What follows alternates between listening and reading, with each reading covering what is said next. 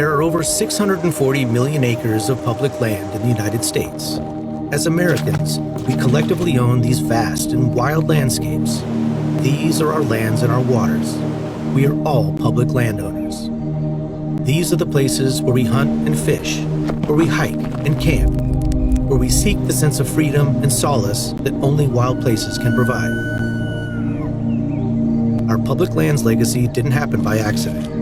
It was established by leaders like Theodore Roosevelt, Gifford Pinchot, Aldo Leopold, and their fellow visionaries.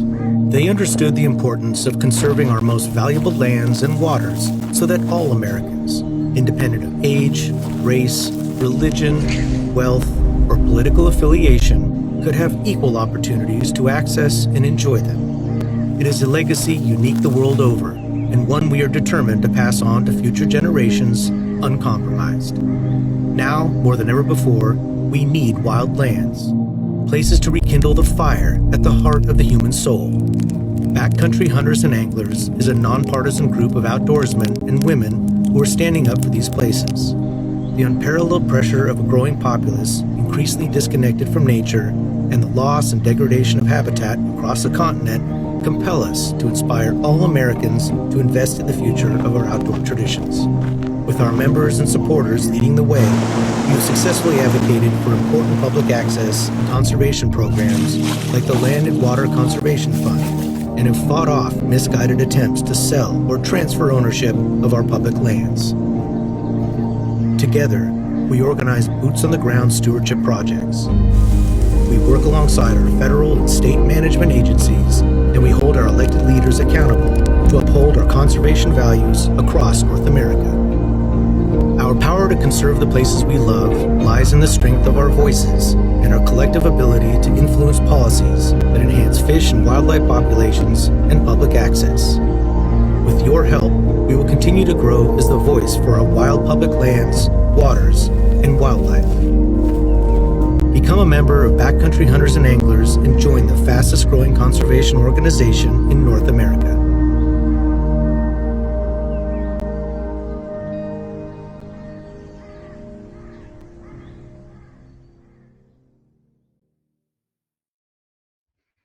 Welcome, everybody, to New England BHA's virtual event.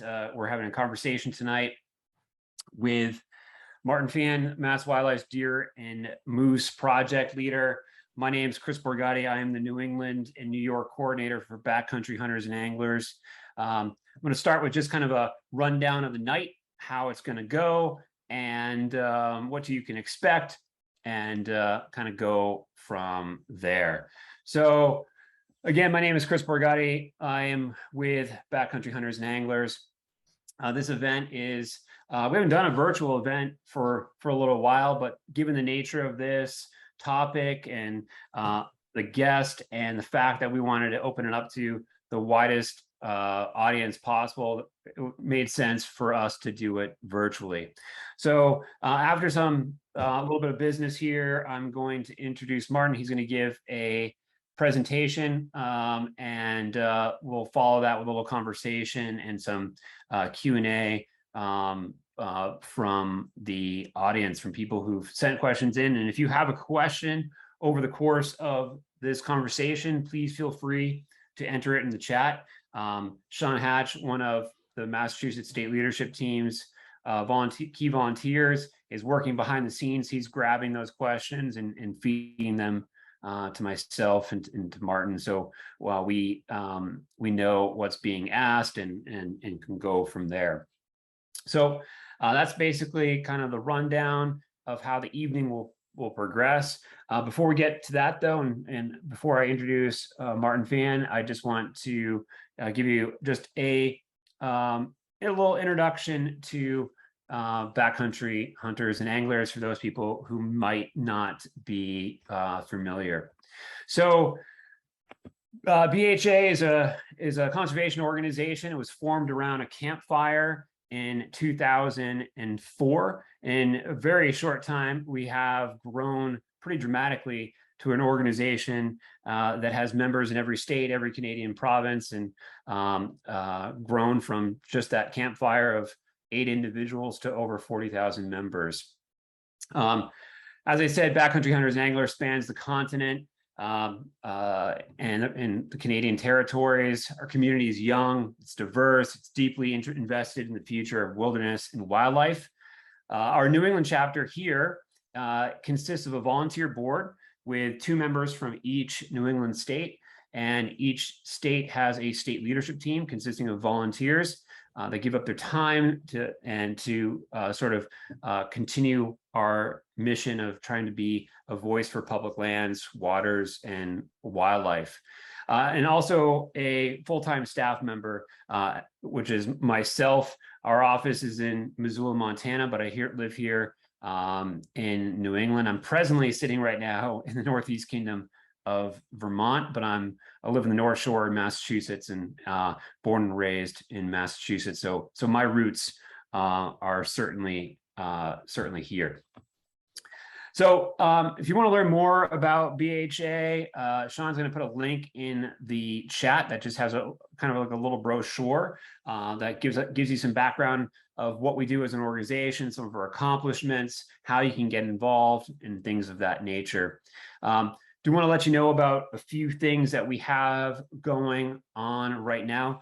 We celebrate public lands as a conservation organization focused on public lands and water, and this is Public Lands Month, which is part of the reason we're doing this. We've got events going on throughout the region all month long.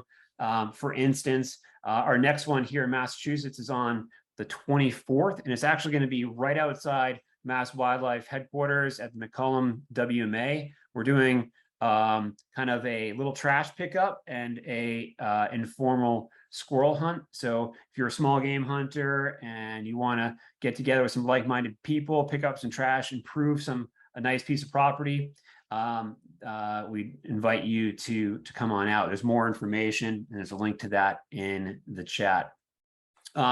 Also, we're in the midst of we don't do a lot. We don't do banquets. We don't do anything of that nature. For the most part, we rely on sort of our members and sort of events that we do to raise funds for the different things that we are involved with. Presently, we have this great sweepstakes going. It's called the East to West Deer Hunting Package. I invite you to check that out. It's a prize package that will have you set for hunting deer here in the East or out West. It involves a Savage rifle. It's got a backpack from Stone Glacier, gift card to Sitka Gear, a gift card to Benchmade Knives, and a gift card to Work Sharp knife sharpeners. It's a great package. So please take a look at that if you're interested in continuing to help support us and maybe giving yourself a chance to win some pretty nice gear.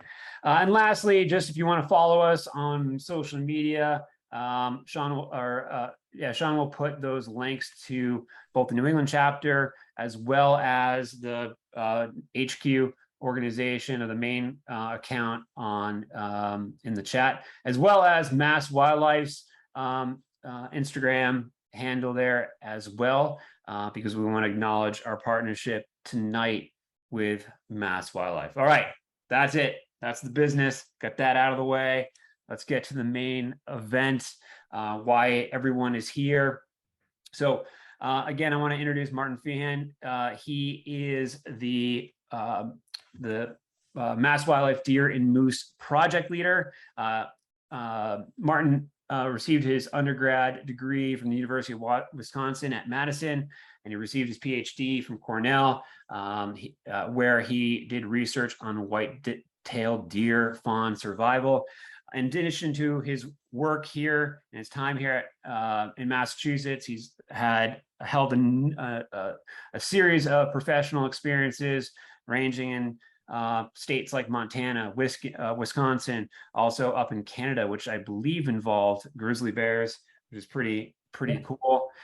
So without further ado, I want to introduce and hand this over to Martin. Martin, thanks so much for joining us tonight. It's great to be here. So tonight I'm going to talk a bit about kind of deer management in Massachusetts, as well as some emerging issues and let's get started. So.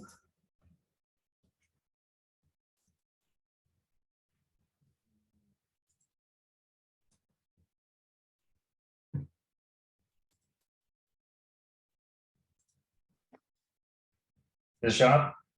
Yes, it is. All right. So I'm going to talk a bit about my background, but Chris gave me a great kind of history rundown of my background. Then talk a bit about Massachusetts deer management. We'll go through some management updates within the state, emerging issues, and then I'll get through as many questions as I can for all of you folks. So I came here from New York. The last 7 years, I've been working as a defense contractor, doing my PhD at Cornell, but my research was all as a defense contract at Fort Drum for the U.S. Army. With that work, I focused a lot on urban deer management, but also on urban hunting and access issues. Fort Drum has one of the oldest urban hunting programs in the country. I had the absolute honor to be able to work alongside the 10th Mountain Division. Many of the soldiers would work directly on my project, as well as many military families and wounded veterans were able to work along my project. We captured more than 500 deer over the 7 years, and we're able to really learn a lot about urban deer management in particular. Getting into deer management in Massachusetts, overall, what we are trying to generally manage for in the state is 12 to 18 deer per square mile when we're talking about density. And that's a board approved management range. Now, where does that range come from? Well, the biggest thing that we're trying to deal with is essentially forest management. And so as all of you know, deer are eating lots of plants that are in the environment. During the summer, they're heavily focused on buds, leaves, and forbs. And so they're able to get that, particularly when all these plants are just trying to get their growth during those periods. And then the fall and winter, they move on to hard, soft mast as well as woody browse. But these do have impacts, particularly when you have really high deer abundance. And so when you start to have deer abundances of beyond 18 deer per square mile, you start to have impacts on a lot of other things in the ecosystem. You start to have impacts on birds, you have impacts on a lot of rare plants. And so the entire ecosystem has to be accounted for when we're talking about deer management. And to put this all in direct comparison, so this is a comparison in areas where they're looking directly at the impacts on birds and terrestrial vertebrates across different deer densities. And you can see there were significant impacts just based on differences in deer abundance when you visually see this between these sites. Now, bringing this to Massachusetts, these examples will show you really the drastic amount within a single watershed. So here in Holden, where there's 10 to 20 deer per square mile, you have a very diverse canopy with multiple age classes of saplings and seedlings all the way through the mature tree canopy above. And so this is really what we're trying to manage for, a nice healthy forest. When you move to a different portion of the same watershed, where you have 20 to 50 deer per square mile on West Boylston, you end up with a forest like this, where you're missing a lot of the younger age classes of seedlings and saplings. And the issue here becomes when the canopy ends up falling away as the trees get older and eventually they die, there isn't any young age class trees to be able to replace them. You also are missing all of the habitat within the environment for other species to be able to find home and cover. And so you're really missing the importance of a healthy ecosystem. And on the extreme end, when this goes on for many, many decades, what you end up with often is a mature canopy overstory, and then you end up with a blanket floor that is full of only a handful of species that deer are far less likely to browse on. And eventually you'll hit a point where deer become very food stressed and will start to browse on a lot of unfavored plant species and some that aren't even healthy for them. And you do start to see impacts on weight, you see impacts on reproductive capacity, all multiple different physiological and reproductive impacts start to occur as you have deer densities continue to rise. Across Massachusetts, over the last decade, there have been several different studies and projects to try to quantify abundance and its impacts in different ways, including doing pellet count surveys where biologists from across our regional offices, as well as partners, would go to sites to look at the density and the frequency of scat pellets and be able to use that to measure abundance, as well as doing forest impact surveys. And so you can see that while there's sort of a variety of different levels across any given region, when there's a clear trend from eastward to westward, where in the east, near the ocean along Boston, in zones 10 and 11, you have far more far more forest impacts, where you have major impacts due to high deer abundance, whereas through much of central and western Mass, those start to diminish. And so Massachusetts, like every other state in the country, relies on a harvest-based management. It's by far the most efficient and successful method for controlling deer abundance. Massachusetts has an incredible safety record with hunting. There have been no non-hunters that have been killed by hunting, and no non-hunters have been injured by archery hunting. So getting into the harvest by season. So this last year, we had a harvest just over 13,000 deer. This was a bit of a decline from the average over the last few years. It was a 9% decline year over year from 2020, when we did have a record. Thinking about this more across the entire Northeast, though, our declines were very similar to what were found all across the Northeast kind of deer study area. And if we look at all of our neighboring states, our declines are right in line. The one unique outlier of the entire Northeast really was Maine, where they had a large surge in harvest this last year. But for everyone else, the declines were pretty consistent, and ours were actually substantially less than those found in Vermont, New York, and Connecticut. And so you can see across the last few decades, the overall harvests have been increasing, and that's been consistent for quite some time. And so while we've had recent declines and leveling off over the last 3-4 years, overall the harvest is still significantly up over the last few decades. But we do see changes in harvest by implement. And the biggest kind of change that we've seen over the last 10-15 years is really the leveling off and even diminishing a bit of the shotgun season versus archery continuing to have a pretty significant increase. While there was a small dip this last year, there's a very clear trend. The archery hunting is becoming very dominant. And this is consistent across most Northeastern states and frankly, much of the country as a whole. And primitive has continued to see an upward trend over the last few decades as well.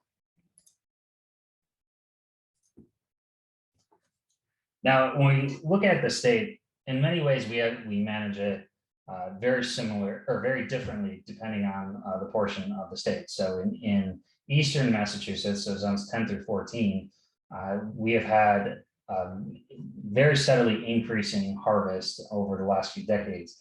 And part of it was that in the early 80s, there were almost no deer in eastern Massachusetts. And what has happened is really the explosion of a deer herd along with urbanization in eastern Massachusetts. And so this has also had a corresponding impact on harvest.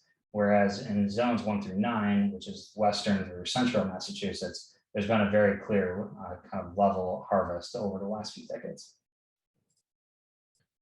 More importantly, when you compare just adult male harvest, you really see a consistent trend where it's almost flat across the zones 1 through 9 versus 10 through 14. And the reason why this comparison is even more important is that in Massachusetts, you get the 2 buck tags, and then we manipulate harvest using ADPs. And so the total harvest is more of a function of how we are actually managing deer using antlerless permits. But the buck tag, the actual buck harvest is much more reflective of actual population trends because of the fact that the overall number of hunters stays relatively consistent. And so therefore the number of buck tags that are available to hunters stay relatively consistent. For our actual population estimates, we rely heavily on in-person biological deer check. And so this is when, for those hunters in Massachusetts, when you have to come in during the first weekend or the first week of shotgun to be able to bring in your deer, and we collect a bunch of information. We look at their teeth for their age. We take antler beam diameter, we look at their sex, and all of this allows us to model the actual population by individual wildlife management zone. We use a Downing reconstruction model in Massachusetts based on this harvest information. Now, because the fact it's based on the harvest alone, it does not sample areas that are closed to hunting, because we're only getting information from areas where there were actually deer harvested. And so this is an important caveat, because any of the abundances that we have generally are a floor, a minimum abundance, because areas that are closed to hunting are regularly going to have higher deer abundance, since they're not going to be having any hunting pressure. And so this becomes a big issue, particularly in areas with significant closure, where the difference between our estimates and reality can be significant. And at that, we collect all the information I just highlighted, but the reason why we actually collect that during the shotgun season is it allows us to collect a lot of information during a very short amount of time. If we were to collect this across the entire season, or if we were just sampling specific days in certain areas, it would change the way we'd be able to collect that, and it wouldn't allow an efficient use of a very short amount of time. This also allows us to have consistency across all previous years, and so we're able to essentially build these models always looking backwards. And with Downing reconstruction models, that's effectively what you're doing. You're using information from this year, comparing that to previous years, and each year you're essentially looking backwards on the population to build what the estimates are. So using these, we have estimates for each one of the zones, the wildlife management zones across the state. And you can see essentially in zones 1 through 9, they are relatively close to the management range of 12 to 18 deer per square mile. And then in the east, you start to see some significant deviations. And this trend is very clear when you look at this on a geographic map. In eastern Mass, there are several zones that are either well above the management range or significantly above the range, with particularly the islands, Martha's Vineyard and Nantucket. Recently, zones 1 and 3 are also starting to trend slightly above range. And these zones are also closer to or adjacent to New York, Connecticut, and Vermont, in adjacent areas where there are higher deer abundances, likely leading to some immigration. And you can see this trend where over the early 2000s, there was a trend of the densities actually started to decline in zones 1 and 3. And that was when there was a significant increase in the number of antlerless permits that were allocated based on, increased based on the goals of the agency. And then there was a small decline in the number of allocations starting in 2007. And we started to see this very slow increase in zones 1 through 3. And just recently now we're at the point where we want to start seeing a leveling off in the population. And so that's where we've started to increase the allocations in those zones. In zones 2, 4 north, and 4 south, these are sort of the perfect zones. This is really what, in terms of densities, where we'd like to be. However, right now, the issue is that the actual permit allocations have to be kept pretty low to be able to keep densities within the range. And so one of the things that we work on is how to make sure that hunters have access to permits while also balancing the overall goal of 12 to 18 deer per square mile. Moving eastward, there's sort of a mix as you move eastward. There's a lot of variance across a lot of the central zones. Zone 9 is starting to act much more like eastern zones. And so we're starting to have to kind of deviate some of the management there as a lot of the population and actual landscape features are changing due to lots of new developments and new housing areas that are popping up. In the east, we sort of have 3 different stories. There's zone 12 at the bottom, that's Cape Cod, and the actual estimates keep it well within the range. Now, Cape Cod is a very unique situation because the overwhelming majority of Cape Cod is not accessible for hunting. And since this is a harvest-based model, the estimates are going to have the estimate relatively low for that area. However, for the areas that are accessible for hunting, they have been right within kind of the goal range for quite some time.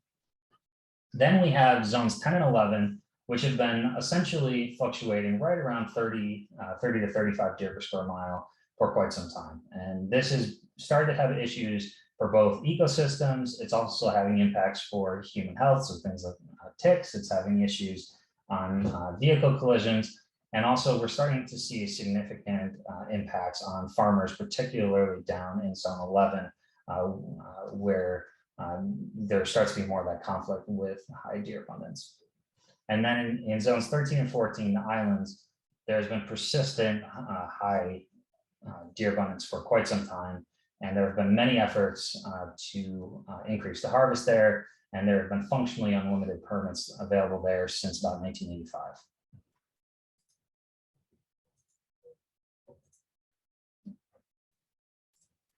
Okay, getting into some management changes for this year. So the big ones were that we removed the cap in zones 10, 11, and 13 and 14.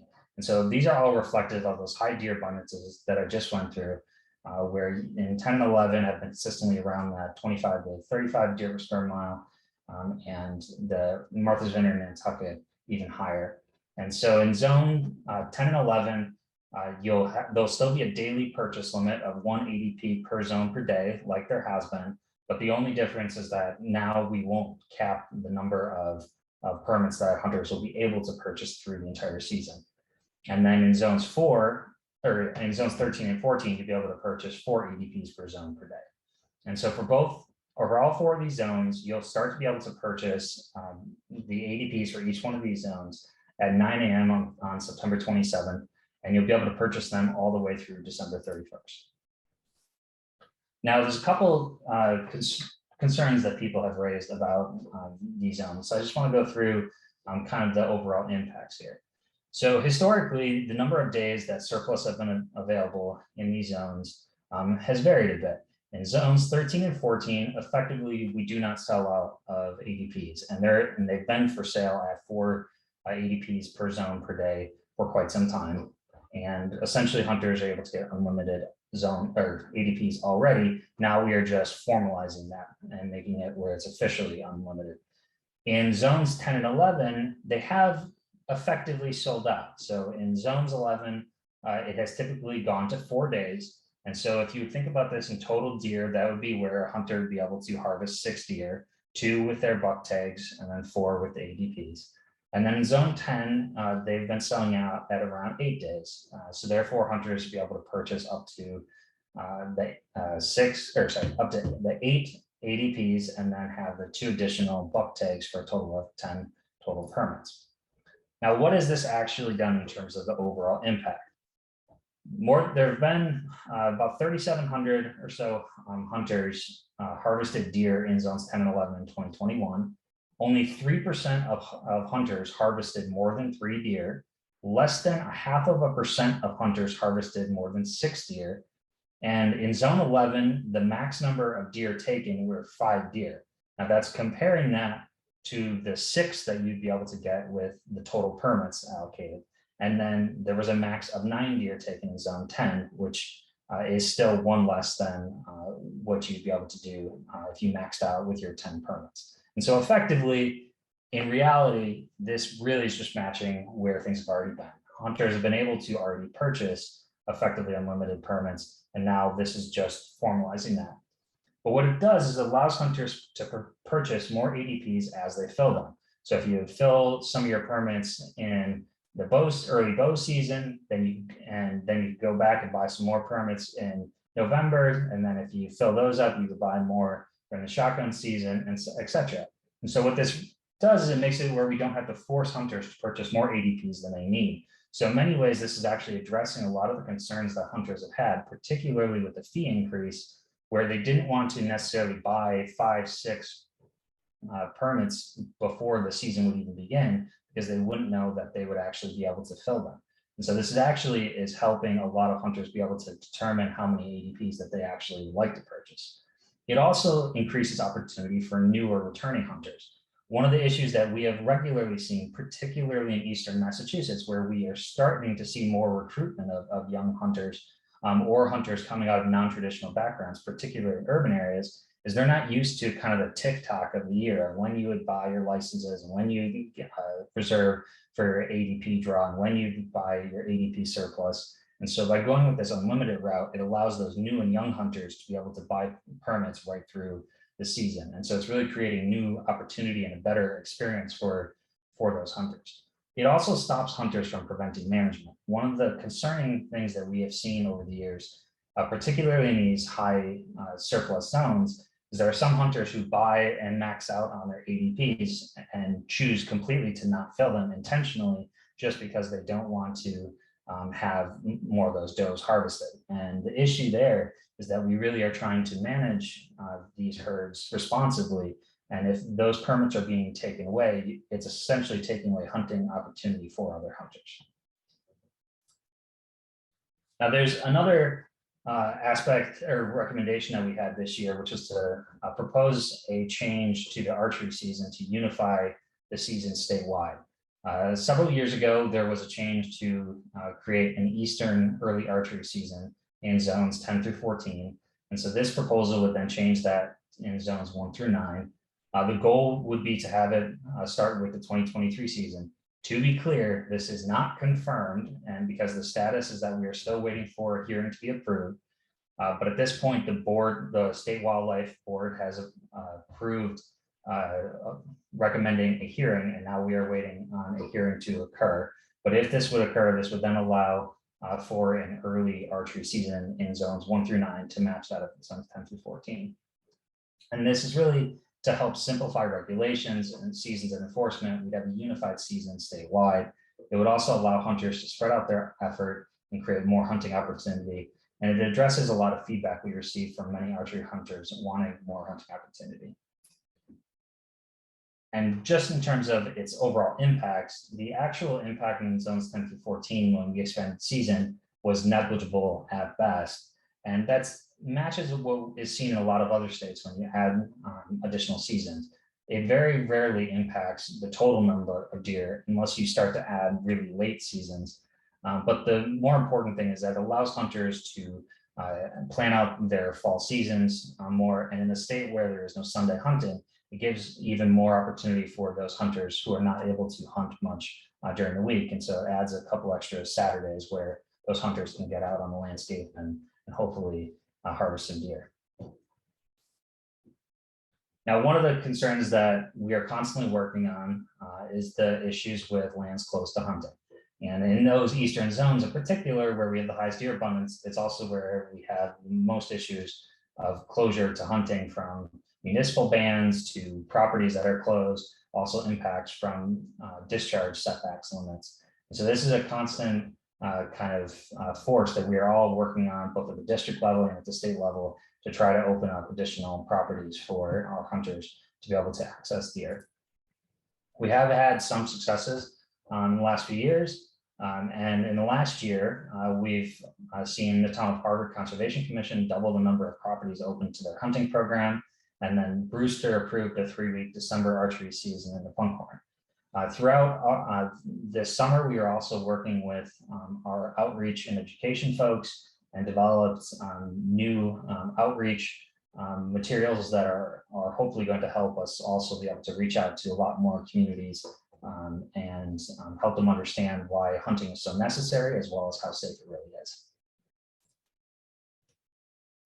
We will be disseminating a deer survey this fall. It's a stakeholder survey that is in collaboration with the UMass Co-op unit, and it's funded by USDA. It'll be deployed next month, and the focus is on understanding the knowledge, hunting behavior, and opinions of deer stakeholders. We will be utilizing this for future educational programming and management decisions.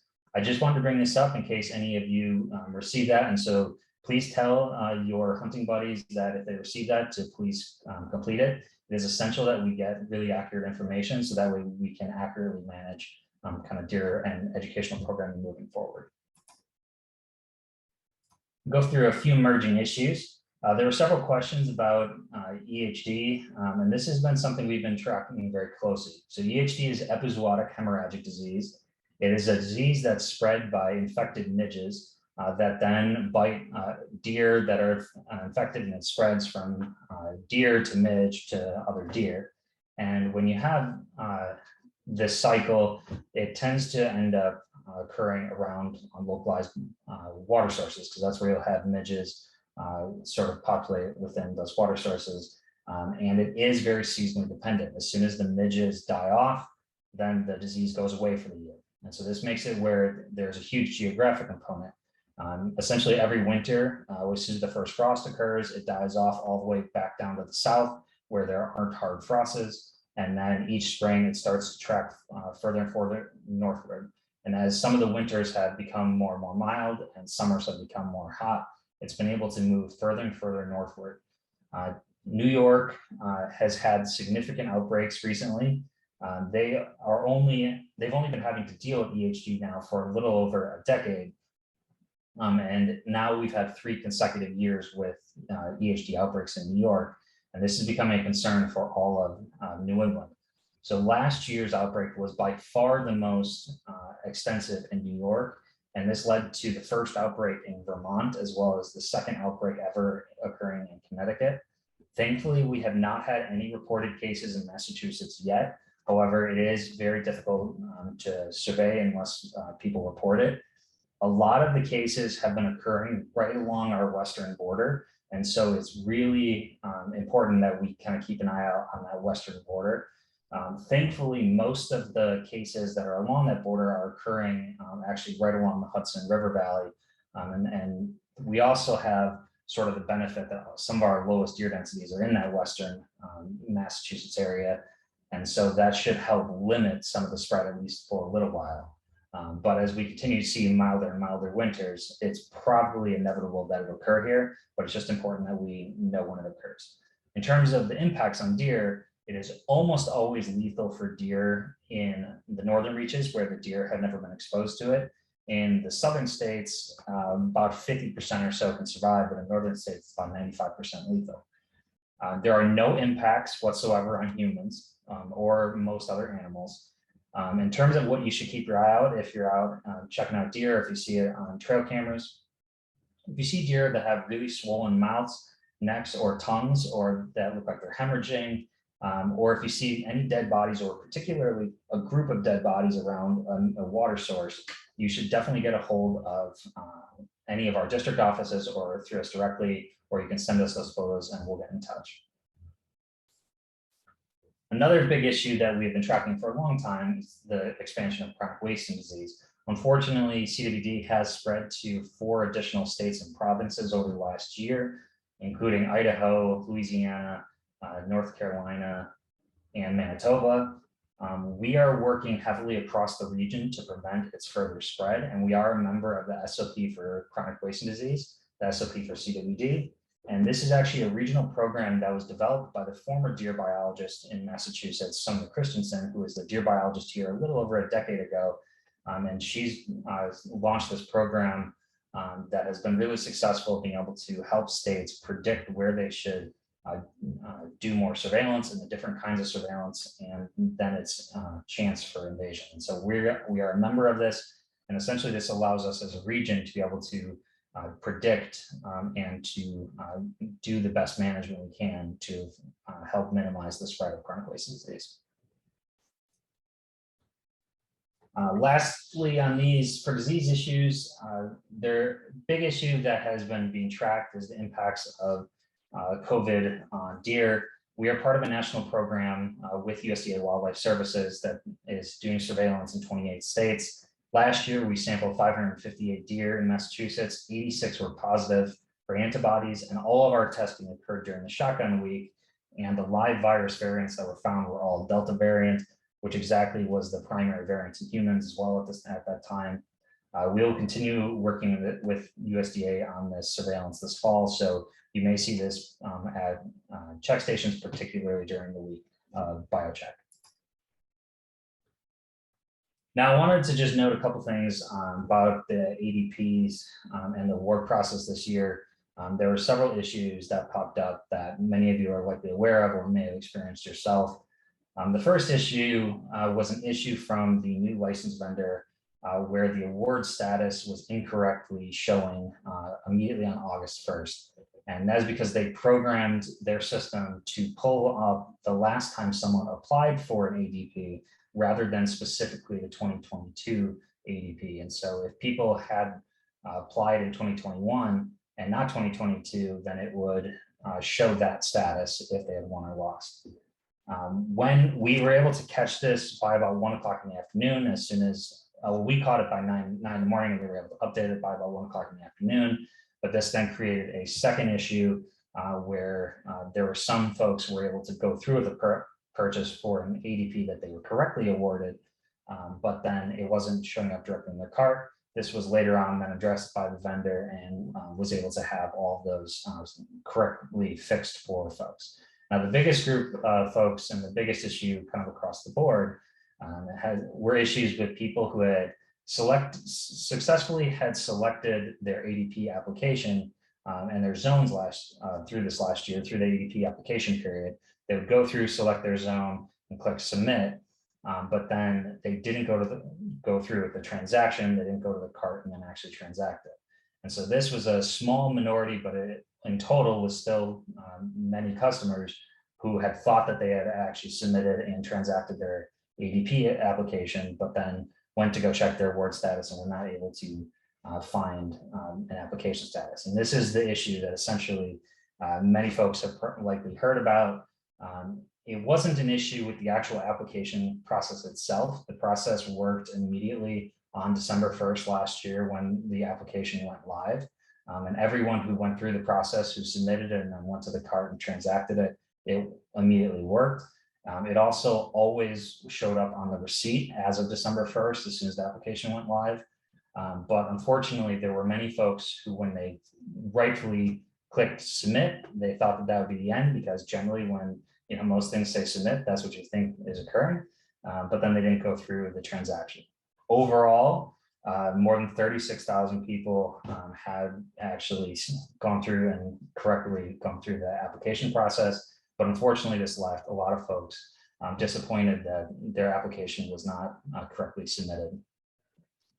We are working with the vendor Kaukamai on several focus groups to help improve this process for next year's application.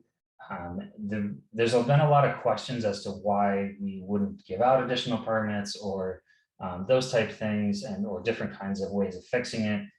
And honestly, what this came down to is if we would give out a lot of extra permits for those folks, we could end up impacting the herd in many zones negatively, and it could take many years to actually recover. And so it was a very hard decision to not give out additional permits, because we definitely always want to do the best we can by our customers. And a lot of customers are very disappointed by this process. But ultimately, our responsibility and my responsibility as a state biologist is to advocate and make sure that we are doing responsible management across the board. So with that note, we can get on to questions and any comments. Great, thank you for that. I mean, let's pop out of, yeah, perfect. Yeah. And let me just re-spotlight here. All right, great. So I'm just going to pop over to my document. Sean has been taking your questions. I saw a few of them come into the chat, but just to kind of get things started, I just had a question on the Downing model that you're using to make calculations. You said that the previous years are factored. Is it just 1 year, or does it go back many different years? And if so, is the accuracy of that model improving as time goes on? So it actually is building essentially stepwise all the way since the work was done in Massachusetts to get the parameters that are essential for the model. So every year we are building on all the information from previous years. The original models were set up so that way we have different parameters by different regions based on the differences in habitat, the amount of forest cover, which would then have impacts on fawn survival, or impacts on reproduction for deer. And then each year, all the different parameters we talk about when it comes to things like antler beam diameter, that's a measure of deer health. Same thing when we look at weights. And so with does, and that allow us to then, the model is accounting for all of that and its impacts on reproduction, because you're gonna have different amount of fawns based on weights. If you're in an area where doe weights are starting to go down because of really high deer abundances, which is what we see in a lot of the eastern zones in Mass, we see reproduction start to go down. So in some, even in zones like 13 and 14 with Martha's Vineyard and Nantucket, where we actually have really high deer abundances and they're persistent, but there's actually been a clear reduction in the amount of reproduction, which exactly matches up with changes in weights. And so over time, it's building off those years. Now, in terms of accuracy, that's a complex issue because of the fact that it is a harvest-based model. So every year, the trend is really towards less and less land being open to hunting. And so for that reason, there's likely a larger and larger separation in abundance between those areas that are open for hunting and closed to hunting. But the estimates technically are getting more accurate over time in the areas that are open hunting. It's just that separation is going to probably continue to grow.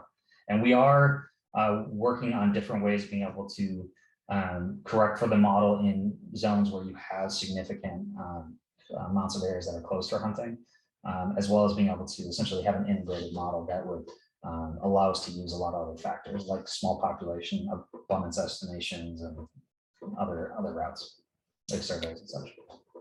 And in those zones where the opportunity is very, very limited, it doesn't sound like this might exist in this state based on what we have available for data. But are there studies out there that sort of show the impact of overpopulation and overall deer health, and how are those situations being sort of conveyed to the greater public and sort of making an appeal for the fact that there has to be some sort of harvest of these deer for their overall health? So that's actually kind of an interesting one. Yes, there are a lot of studies that get into exactly what you're talking about. But what's actually been found consistently over the last few decades, particularly in northeastern deer, in the areas where there's the highest abundance, which tend to be in suburban areas, you don't see as many health impacts until you get to really, really high deer abundances, because of the fact that those urban areas that are closed to hunting also have incredible amounts of food for deer. That is where you are going to have a lot of landscaping plants. You're going to have a lot of really soft viscous tissue with ornamentals. A lot of the plants that people plant in their yards are actually really calorie rich. You also have backyard gardens. You have all these things that just make it where those are actually prime habitat. Fawn survival goes way up in urban areas as well, because of the fact that you have lower predation from predators. Even areas that have a lot of coyotes, we have plenty of coyotes in suburban Mass.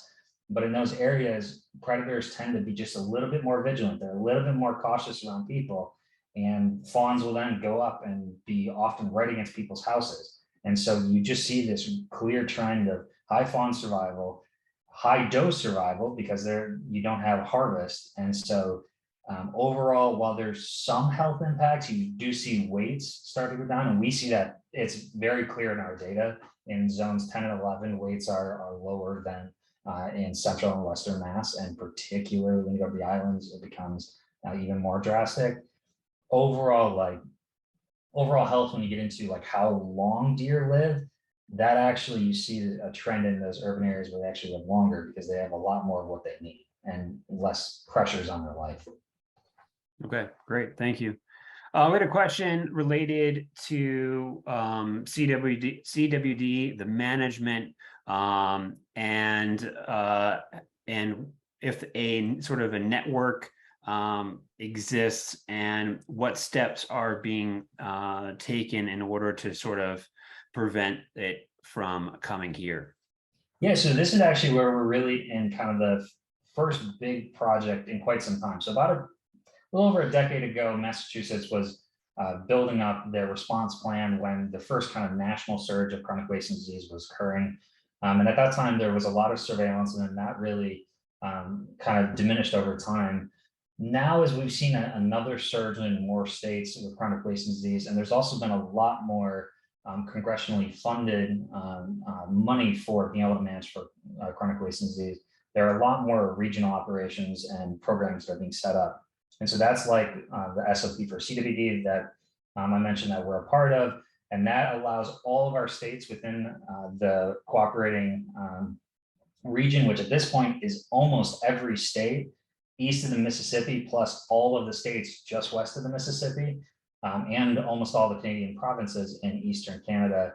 That allows all of us to be able to be speaking the same language, sharing data. That's the biggest thing about the SOP for CBD. So we share data on where our hunters are hunting, those who hunt out of state where they're hunting, because that creates the potential issue where you're gonna have importation of deer from out of state that might be carrying the prions, as well as being able to have information on landscape cover, because different kinds of landscapes are more likely to be able to harbor prions. It also includes information on deer densities, and areas that have higher deer densities will be faster for chronic wasting disease to spread. So all this information is able to go into this, and it's a very data-driven approach to then infer where you can target surveillance. So for states like ours that don't have the resources of a lot of large states, plus we have quite a bit of a buffer between where you currently have endemic chronic wasting disease in Pennsylvania, it wouldn't necessarily make sense for us to do wide-scale surveillance, but being part of this, we can now target surveillance to where it's most likely to have the largest impact. And so that's a big part of that regional approach. A lot of the issues for invasion in other states really come down to deer farms. And this has been an area where Massachusetts acted early and has really limited deer farms in general. And we are very careful with the handful that are remaining. There's only one whitetail deer farm that's left, and it's actually essentially just demonstration. It's a sunset permit.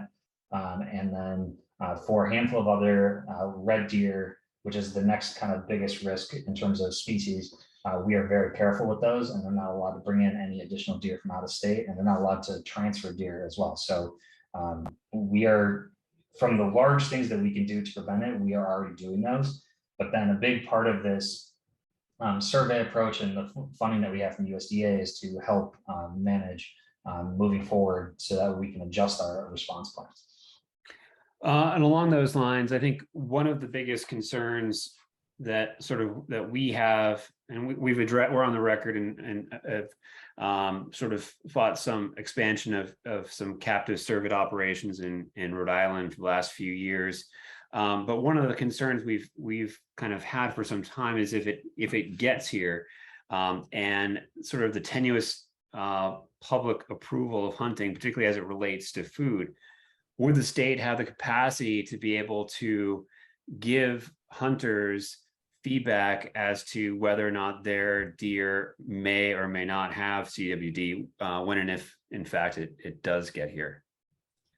So I guess I don't have the best answer right now on that capacity, because that's essentially what we're trying to determine as part of this USDA project. That's all built into that, is to first understand our different deer stakeholders, not just for hunters, but also folks like those with many deer permits, those in like the zoo entertainment industry, our environmental police, those type of things, but also to get at some of those broader questions about capacity.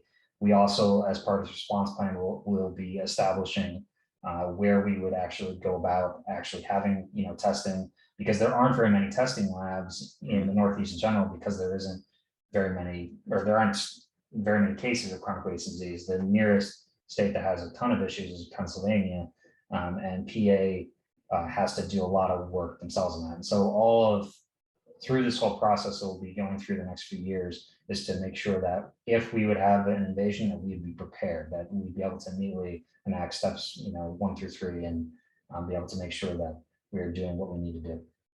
Good, thanks.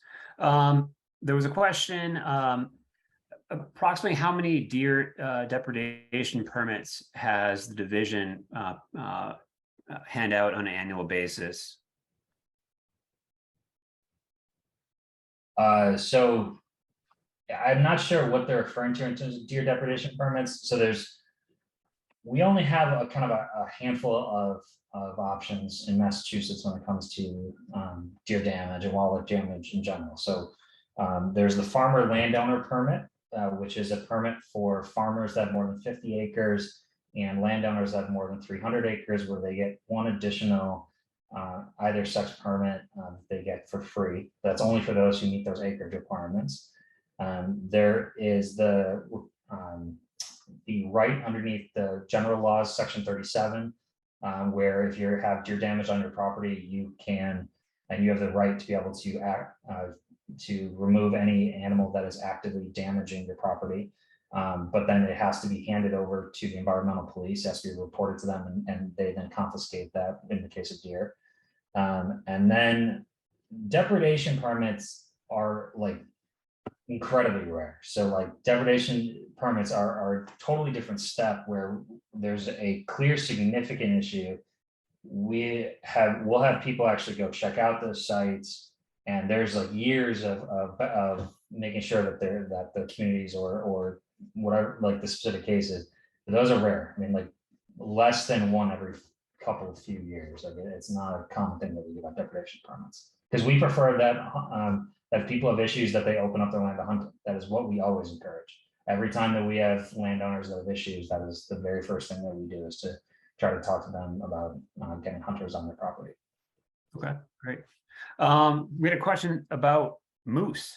I know we're kind of focused on deer, but would there ever be a sort of a defined population threshold where hunting might become part of the management plan? And we have, I'm sure you've been called to a number of these cases, high profile cases where these moose have kind of wandered into unlikely places. Yeah, so I'm the one who has to deal with this. So anytime that there's the urban moose issues, I'm the one out there guarding the environmental police and removing them. This case is actually, it's not really up to us, and there's nothing in terms of a threshold. It's statutory. So as long as it would take a legislative change for us to be able to even consider a moose hunt. It's entirely, right now, the language is very clear in the law that we're not able to have a moose hunt in Massachusetts. If it would ever change, if that would change legislatively, then we would look in terms of the population impacts and how many we could actually sustain, but it would take a legislative change. Right. And I should also point out, we did also receive a couple other questions kind of related to legislative change, like archery setbacks and Sunday hunting. And that's outside the purview of, or outside the ability to make, as the agency is dealing with regulatory change. But this question also kind of popped up in the chat and came through email. If there is, people wanted to know if there was a mechanism, or does Masswildlife let the state lawmakers know where they stand on these issues? It's a very through very specific processes. So there's, if people have, like, what I would encourage you to do on all of these issues, if you are in support of any of these issues, whether it be a moose hunt, which I'll say that the odds that are slim, but the setbacks were actually in a budget bill this year. Sunday hunting, to have a study, was in a budget bill this year. Universal crossbow was in a budget bill. If you have these things and you are supportive of them, definitely reach out to your legislators. Now, what we do when legislators have inquiries after they have constituents who then reach out to them, we then are able to tell them what the management implications are. And so that is what we try to do with a lot of these. So like setbacks, it's a very clear thing. If we're able to reduce those setbacks, that's more land that's open to hunting, particularly in areas that are high deer abundance, and they would have clear impacts on being able to reduce deer abundance as well as create more hunting opportunity. So that's how that goes. We can't advocate on behalf of a change, but we are able to tell them what the management implications are for potential proposed changes.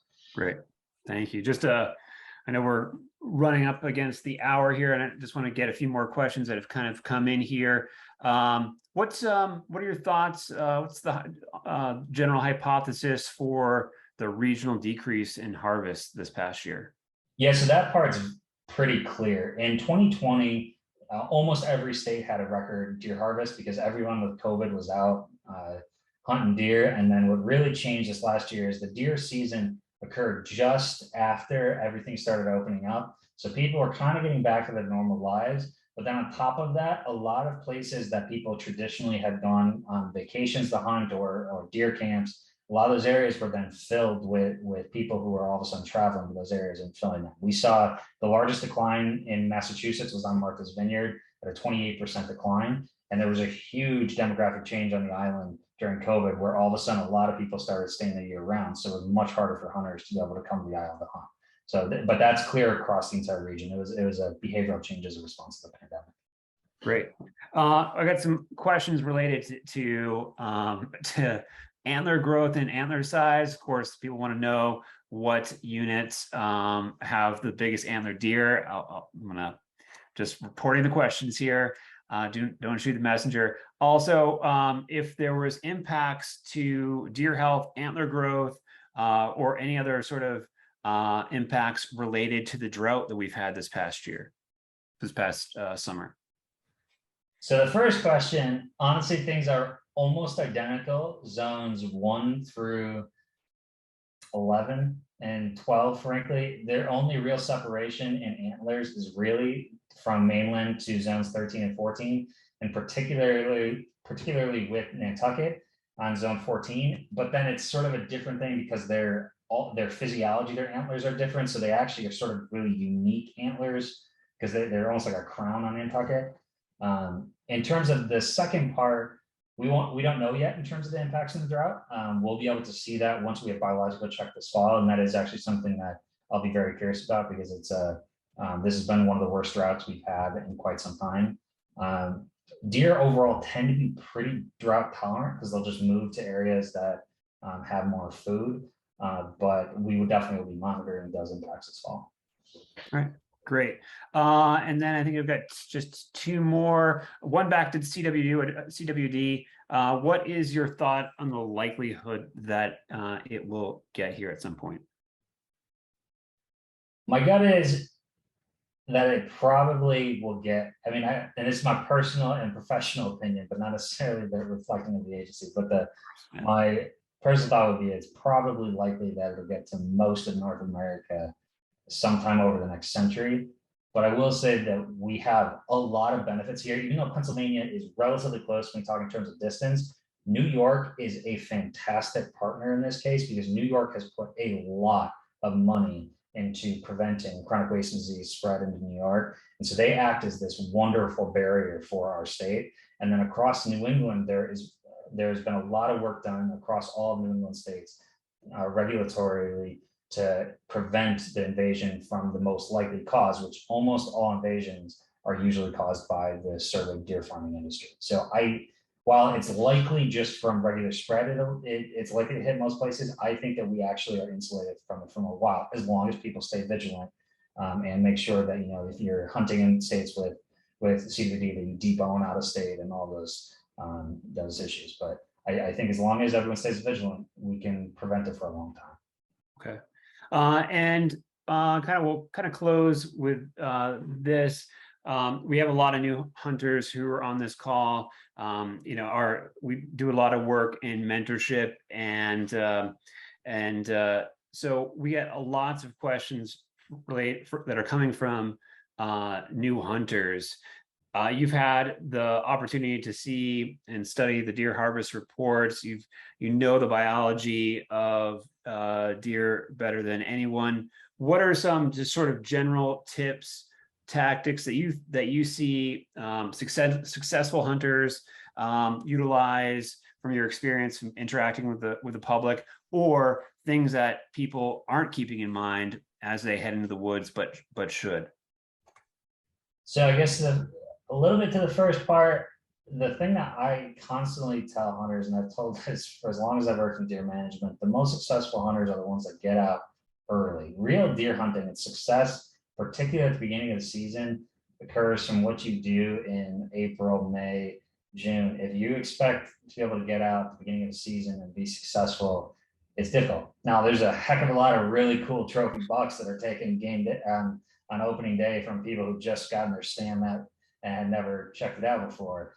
But overall, those who are most consistently successful spend a lot of time getting in the woods ahead to be able to figure out where you see consistent sign you start to actually pattern deer and you really learn about what they're doing in the landscape. Now, in terms of dealing with the public, the best thing that I found really is be able to talk about some of these ways of connecting to people that not a lot of hunters don't necessarily think about. So like the big ones, talking about ecosystems and conservation is a really big one.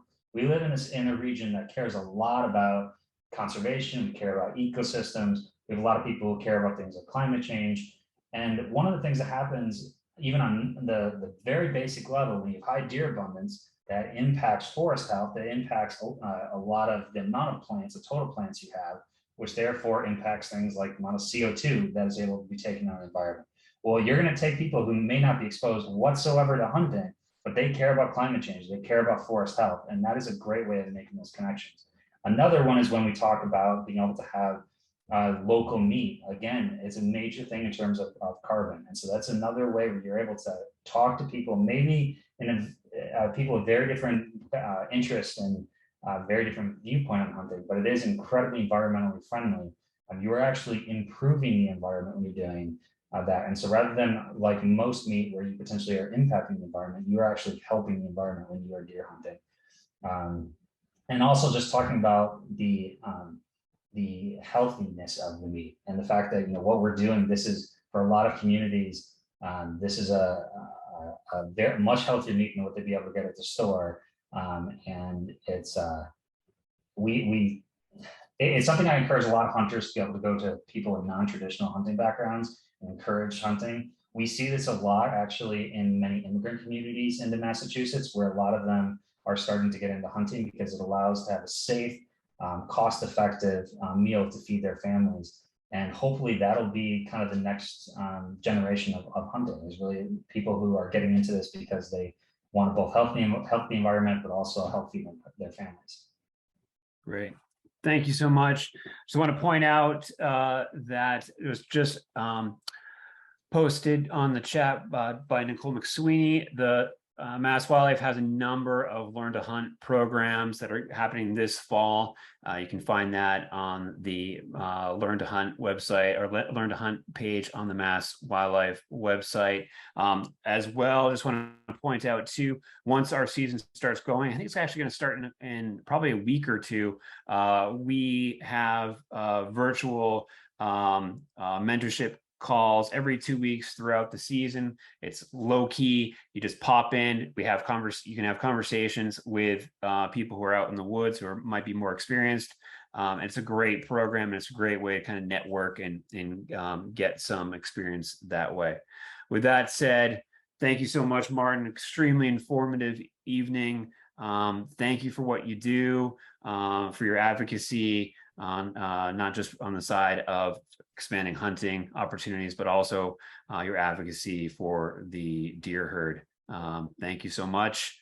And thank you everyone for taking part in this virtual event. We'll have others, we'll have events in person. Don't forget our trash and squirrel hunt coming up on the 24th here in Massachusetts.